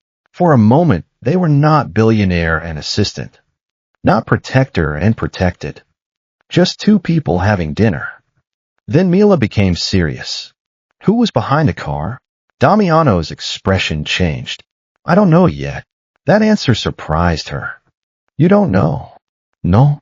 "You usually know everything." "Not everything." He looked down. "People think power means knowing everything." "It doesn't." "What does it mean?" Damiano looked at her. Having the ability to find out. The honesty unsettled her. Because he wasn't pretending to be invincible. He was admitting there were limits. "Are you in danger?" The question surprised him. Not because she asked. Because she asked about him. Not herself. "I'm always in danger." Mila became quiet. That was the first time he had said it so plainly. "Because of your family?" "Yes." Your Mafia background? The word hung between them. Most people avoided saying it. Mila didn't. Damiano didn't look offended. I assume you researched me. I did. And she looked at him. I don't know what to believe. That answer made him pause. Most people either feared him or admired him. Few admitted uncertainty. Good. Good. Yes. He leaned back. Believing everything you read is dangerous. And believing nothing, also dangerous. A small silence followed. Then Mila asked, why did you really buy Maisonid oil? Damiano looked at her. Not away. Not avoiding. I told you. You gave me the official answer. And you want the real one. Yes. For a long moment he said nothing. Then, because everyone in that room saw your dress, Mila distant, they saw something old. They saw something cheap. They saw something they thought represented you. His voice became quieter. But I saw someone wearing something she loved, even when the world told her she wasn't enough. Mila's breath caught slightly. Damiano. I know. He looked away. That sounds dramatic. It does. A rare smile appeared. But it's true. The dinner ended late. When Mila returned home, she found something waiting outside her door. A package. No sender. No note. Her heart tightened. She called security immediately. After checking, they confirmed it was safe. Inside was a photograph. Not of her. Of Damiano. Taken years ago. Standing outside a courthouse. The young Damiano looked exhausted. Angry. Alone. On the back of the photograph was one sentence. You should ask your protector what he did to become who he is. Mila stared at it. The message wasn't a threat. It was a warning. Someone wanted her to doubt him. Someone wanted her to question the man standing beside her. The next day, Mila confronted him. She placed the photograph on his desk. Who sent this? Damiano looked at it. His expression became unreadable. You shouldn't be involved in this. Mila frowned. That's not an answer. No. His voice became serious. It's a warning. From you. Yes. Why? Because once you know the truth about my world. He looked at her. You cannot pretend you don't. Mila stared. Then tell me. Silence. You want me to trust you? Yes. Then I need the truth. Damiano looked at the photograph. Then at her. For the first time, he looked uncertain. Not because he didn't know what to say. Because he knew once he said it, nothing would go back to normal. Finally he spoke. My family survived because we were willing to do things other people weren't. Mila distant. And I inherited that world. A pause. But I spent my entire life trying to control it. She looked at him. Are you saying you're not like them? Damiano's eyes met hers. I'm saying. His voice lowered. I am exactly like them when I need to be. The honesty was frightening. But somehow, it was also the reason she believed him. Because monsters rarely admitted they were monsters. That night, Chloe Bennett made her final move. She met Gerald Lawson in a private parking garage. Both of them looked exhausted. We need to leave, Chloe said. Gerald shook his head. Not yet. Damiano knows. Not everything. Chloe looked at him. Then what? Gerald smiled. Desperate smile. The one thing Damiano Ricci cannot control. What? Mila. He handed Chloe a folder. Inside was a document. A fake contract. A fake payment record. A final trap. This time, Gerald whispered. We don't attack her career. We attack her reputation. And while Mila was beginning to understand the darkness surrounding Damiano, the people hunting her had prepared their final weapon. Allah. One powerful enough to destroy everything. Mila had always believed that the truth would be enough. If you worked hard. If you stayed honest. If you treated people fairly. Eventually, people would see the reality. But the past few weeks had taught her something different. Truth needed someone willing to protect it. And lies only needed someone willing to spread them. 3 days after the dinner with Damiano, Mila walked into Valmont Fashion Group and immediately felt something was wrong. Nobody laughed. Nobody whispered.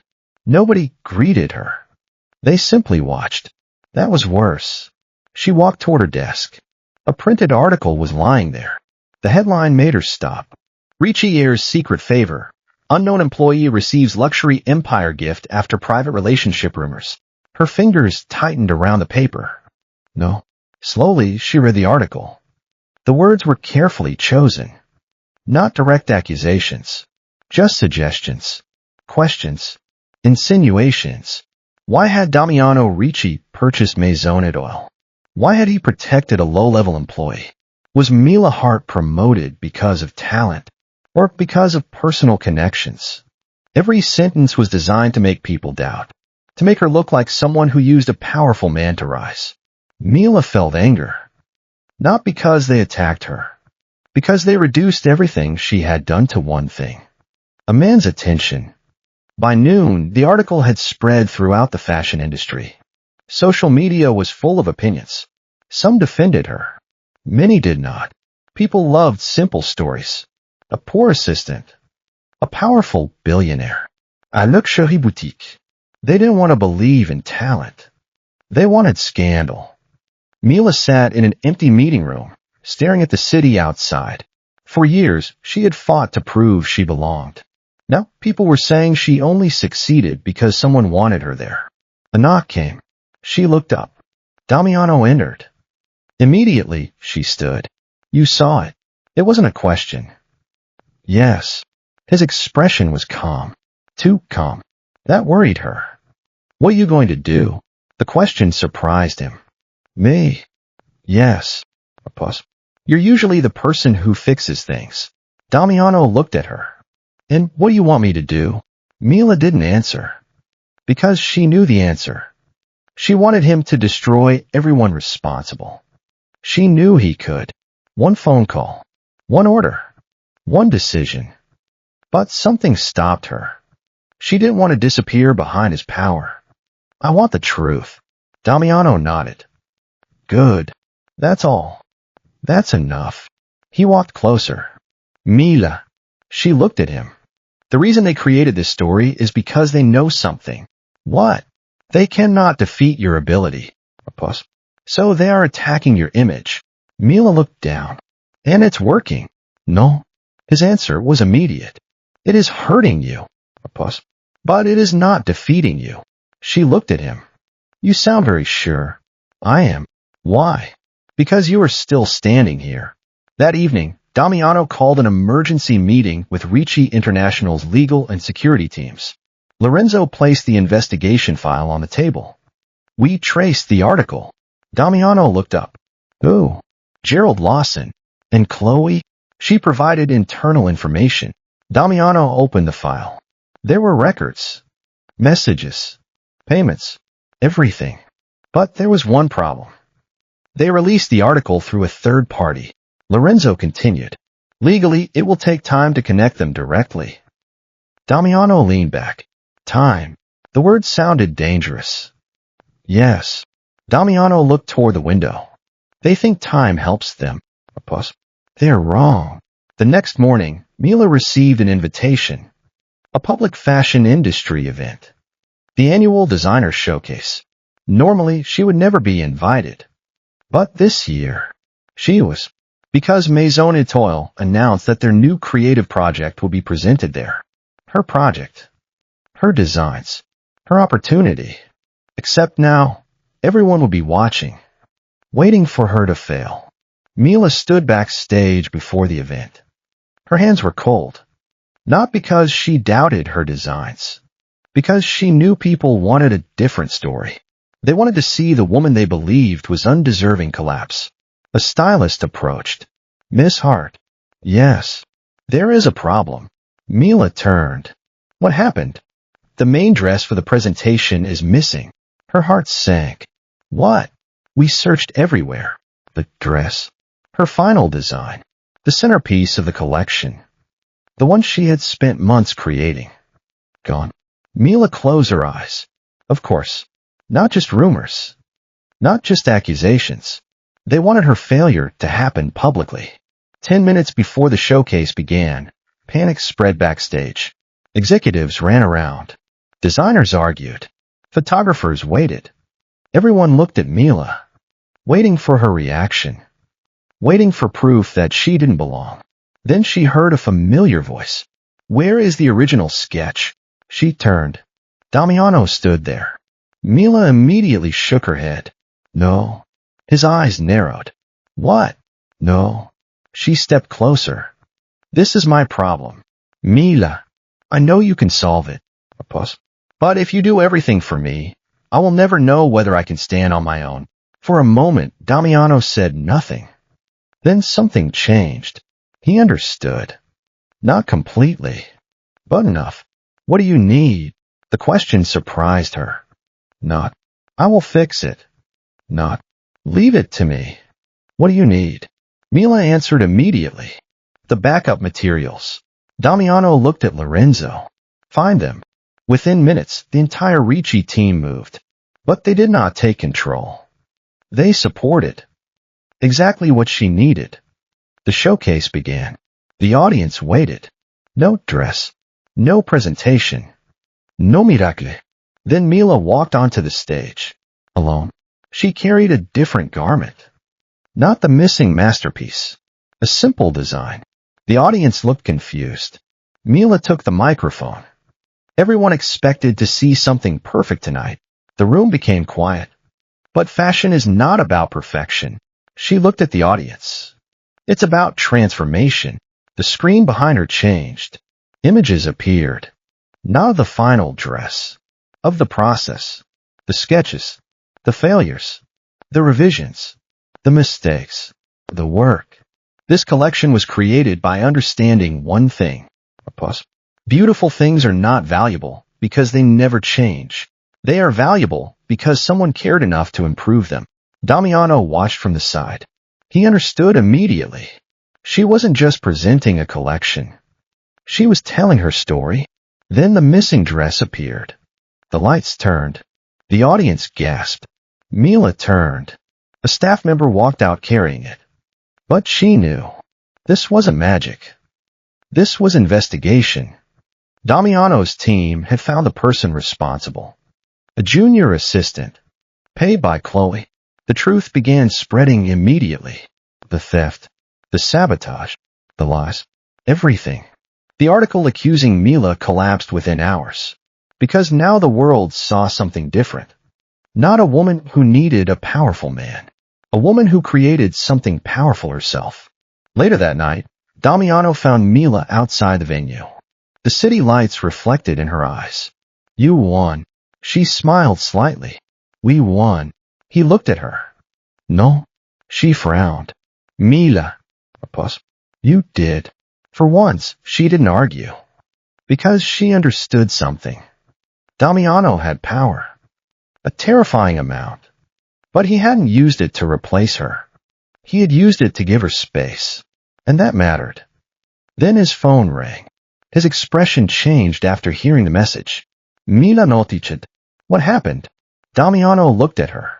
Gerald and Chloe disappeared. A cold feeling passed through her. They ran. Yes. Why? Damiano's eyes darkened. Because they know what's coming. What? The final truth. He looked toward the city. And this time, there will be nowhere for them to hide. The world changed quickly. That was something Mila had learned. 1 week ago, people were questioning whether she deserved to work in fashion. Now the same people were calling her a rising designer. Articles that once criticized her began praising her. Executives who ignored her suddenly wanted meetings. Companies that had never answered her emails were suddenly interested in collaborations. It should have felt satisfying. Instead, Mila felt strangely empty. Because she knew how quickly opinions could change. The same people who praised her today could abandon her tomorrow. She had already seen how easily admiration could become judgment. So she focused on one thing. Her work. Maison Etoile officially announced Mila Hart as the creative director of its new collection. The news shocked the industry. A 28-year-old assistant becoming the leader of a luxury project was almost unheard of. Many called it a risk. Many called it impossible. But when the first designs were released, the criticism became quieter.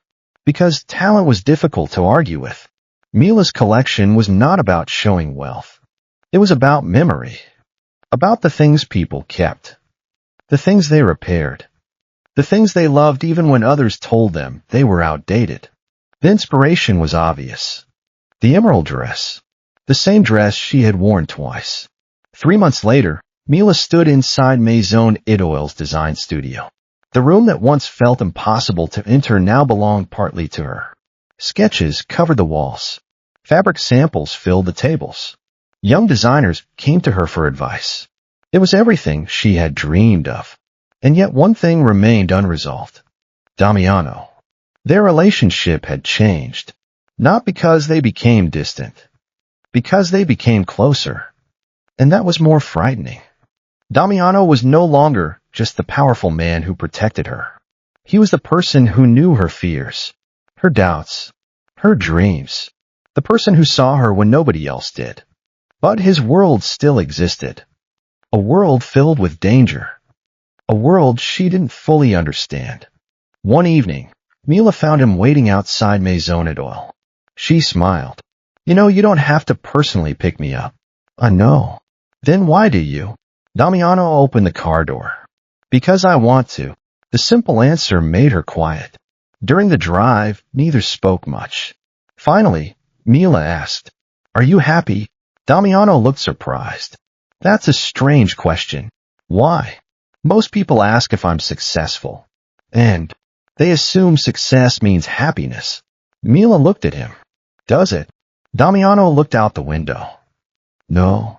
The honesty surprised her. My entire life, people wanted something from me. Money, power, protection. Very few people wanted to know who I was without the Ricci name. Mila understood. Because she had experienced something similar. People saw her as either invisible or as someone connected to him.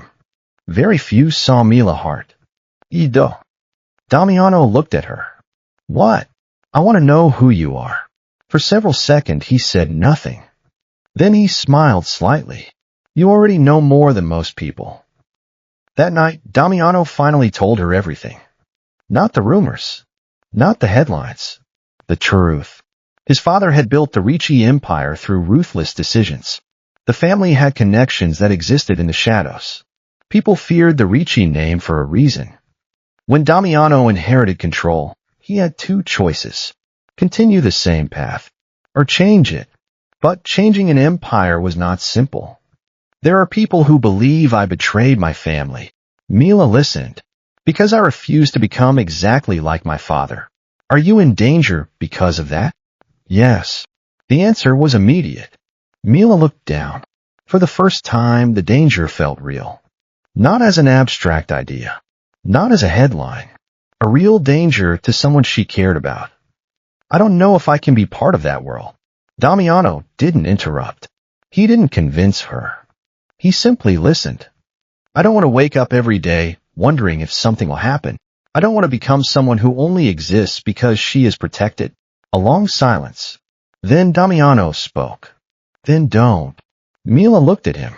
What? Don't become that person. His voice was quiet. You think loving me means losing yourself. It doesn't. Your life is yours. Your choices are yours. Even if one day you choose to leave, the words hurt more than she expected. Because they proved something. Damiano wasn't holding her. He was giving her freedom. The next morning, Mila made her decision. She went to Ricci International. Not because she needed help. Because she needed honesty. Damiano was in a meeting when she arrived. But he ended it immediately when he saw her. What's wrong? Mila walked toward him. I made a decision. His expression became serious. About what? About us. For the first time, she saw uncertainty in his eyes. Mila took a breath. I can't promise that I understand your world. I can't promise I won't be afraid. But I know something. She looked directly at him. When everyone else saw my dress and decided I was not enough, you saw me. Damiano remained silent. And when everyone thought I needed saving, you helped me stand. I don't want to leave because your world is difficult. But I need one thing. What? I need to remain Mila Hart, not Damiano Ricci's girlfriend. Not the woman who received a boutique. Not the person protected by a powerful family. Just Mila. Damiano stepped closer. That's the only version of you I ever wanted. Meanwhile, across the city, Gerald Lawson and Chloe Bennett were running out of options. Their accounts were frozen. Their careers were destroyed. Their crimes were about to become public. But Gerald had one final card. Document. Something he had hidden for years. Something connected to Damiano's family. Chloe looked nervous. Are you sure this will work? Gerald smiled. It doesn't need to destroy Ricci. What does it need to do? He looked at the document. It only needs to make Mila doubt him. 2 days later, the document arrived. Not at Damiano's office. Not at the police. At Mila's apartment.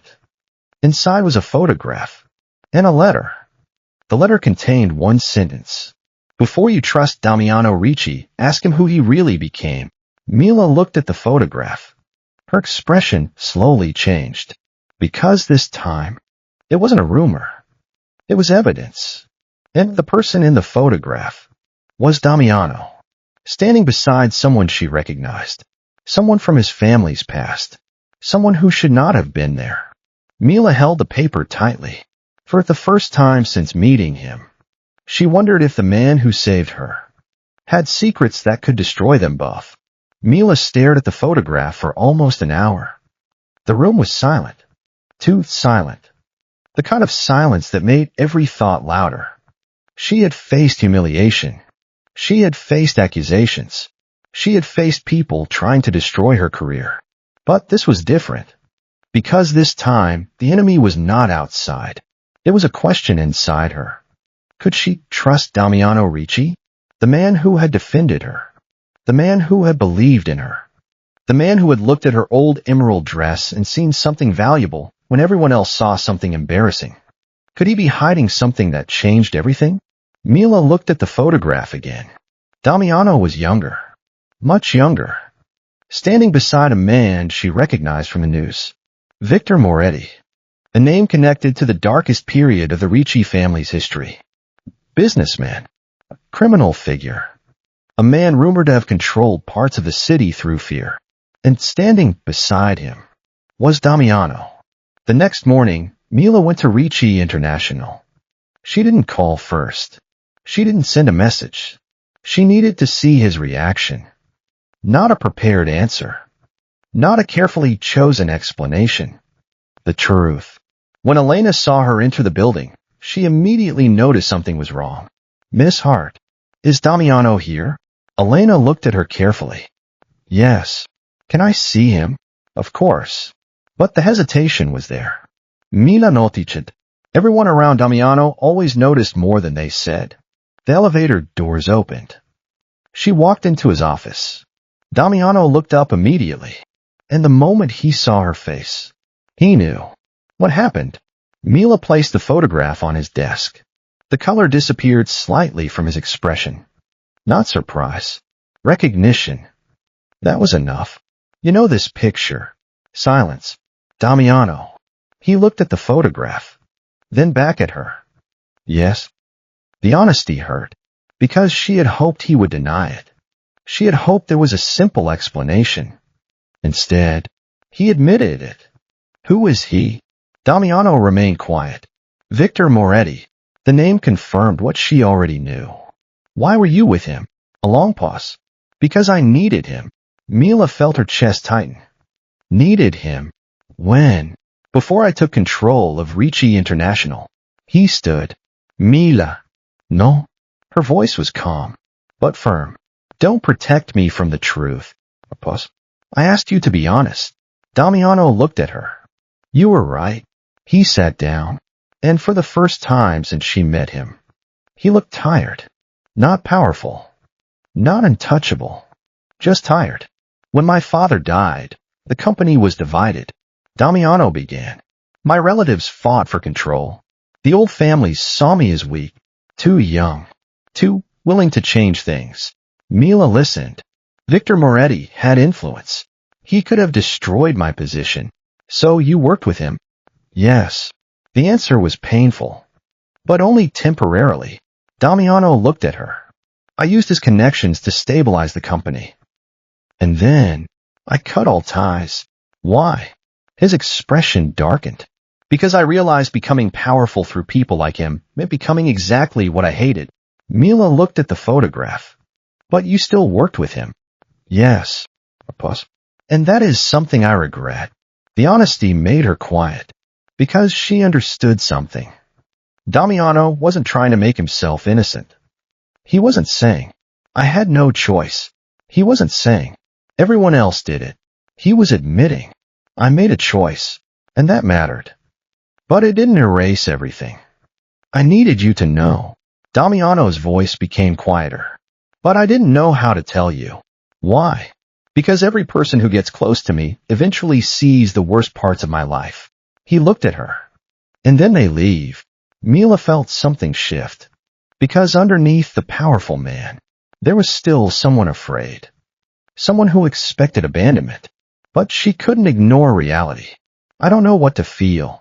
Damiano nodded. I understand. No? She looked at him. You don't. A pause. I spent my whole life being judged because people thought they knew me. They saw my old dress.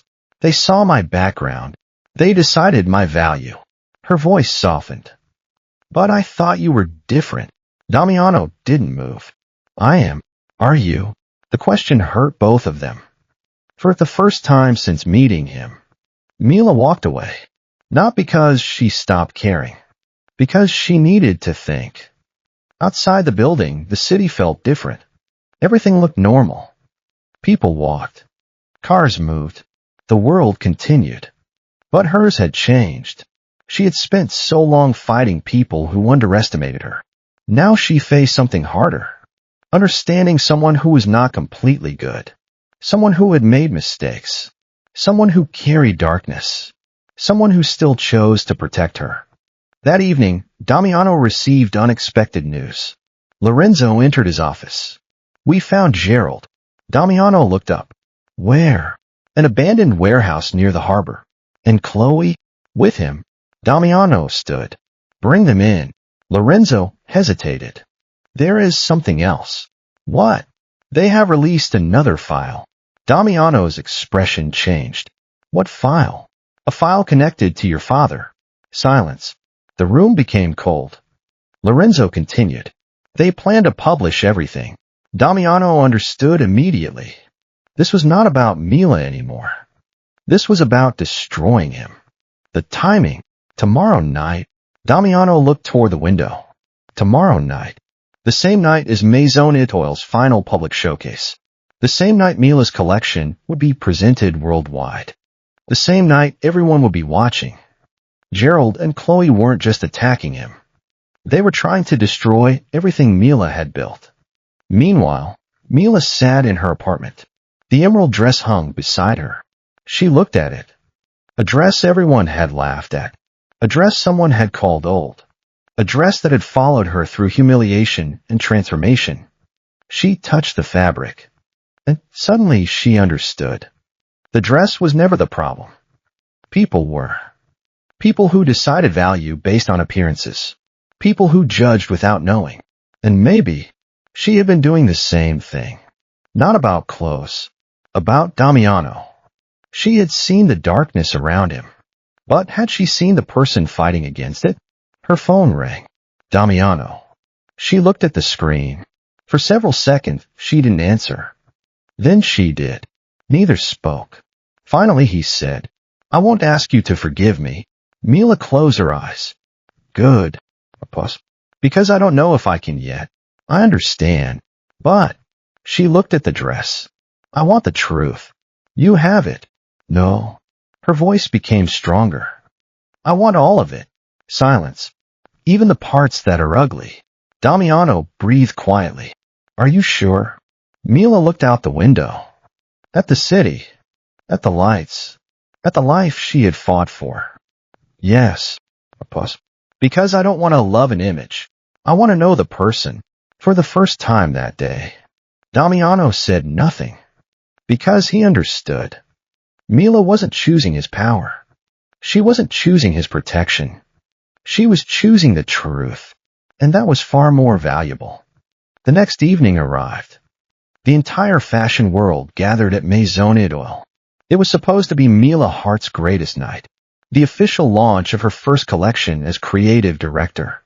The night when everyone would finally see her not as an assistant, not as the woman standing beside Damiano Ricci, but as a designer, a creator, someone who had earned her place. Yet behind the scenes, something darker was approaching. Backstage, Mila stood in front of the mirror. The room was filled with movement. Models walking, designers adjusting details, photographers preparing. Everyone was busy. Everyone was excited. But Mila was calm. For the first time in her life, she wasn't trying to prove anything. She looked at herself, then at the dress beside her. The emerald dress. The same one. The one she had worn to the gala months ago. The one that started everything. Tonight she wasn't wearing it because she had nothing else. She was wearing it because she chose to. That difference mattered. A stylist approached. "Are you sure?" Mila smiled. "Yes. But this is the most important night of your career." "I know. And you want to wear that?" Mila touched the fabric gently. "Especially tonight." Across the city, Damiano entered the warehouse where Gerald and Chloe were hiding. The place was abandoned. Cold. Empty. Exactly the kind of place where desperate people made desperate choices. Gerald stood near a table. He looked different. The confidence was gone. The expensive suit. The arrogant smile. Everything that once made him appear untouchable had disappeared. Chloe looked worse. She seemed exhausted. When she saw Damiano enter, she laughed softly. "So this is it." Damiano said nothing. "You finally came yourself. I wanted to see something." Gerald frowned. "What?" "The people who thought they were smarter than everyone else." Damiano walked closer. "And I wanted to know if you still believe your own lies." Gerald's expression hardened. "You think you won?" "No." Damiano looked at him. "I think you lost the moment you believed Mila Hart was powerless." Chloe looked away. For the first time, she seemed ashamed. But Gerald wasn't finished. "You don't understand." He smiled. "People don't care about truth. They care about stories. And tomorrow, the story will be that Damiano Ricci built his empire using criminals. A pause. Your perfect image will disappear." Damiano remained calm. "Maybe." Gerald looked surprised. "Maybe." "Yes." Damiano stepped closer. "Because unlike you, I don't need people to believe I have never made mistakes." Silence. "I made choices. Some were wrong. Some hurt people. But the difference between us," his voice became colder, "is that I accept responsibility." Gerald's smile disappeared. Meanwhile, the showcase began. The lights dimmed. The audience became silent. The first model walked onto the runway. Then the second. Then the third. The collection appeared. And the reaction was immediate. People weren't seeing luxury. They were seeing emotion. Every piece carried a story. A repaired seam. A changed silhouette.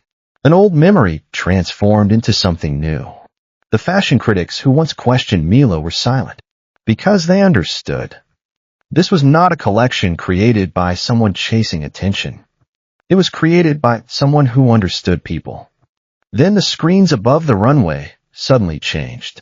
The music stopped. The audience looked confused. A video appeared. At first, nobody understood. Then they saw the title. The Truth Behind Ricci International. A wave of whispers spread. Mila stood backstage. Her expression changed. It had started. Gerald's final attack. The video showed old documents. Old photographs. Damiano's connection to Victor Moretti. The darkest parts of his family history. The audience reacted immediately. Shock. Confusion. Judgment. Exactly what Gerald wanted. But then, another screen appeared. Not controlled by Gerald. Controlled by Damiano's team. New information. Complete information. The truth. The timeline. the investigations, the decisions Damiano made to remove his family's illegal connections, the people he had turned against him, the risks he had taken. The truth was not that Damiano had never been part of that world. The truth was that he had fought to leave it. The room became silent. Because the story had changed, Damiano arrived at the venue moments later. Not through a private entrance. Not hidden. He walked directly onto the stage. Thousands of eyes watched him.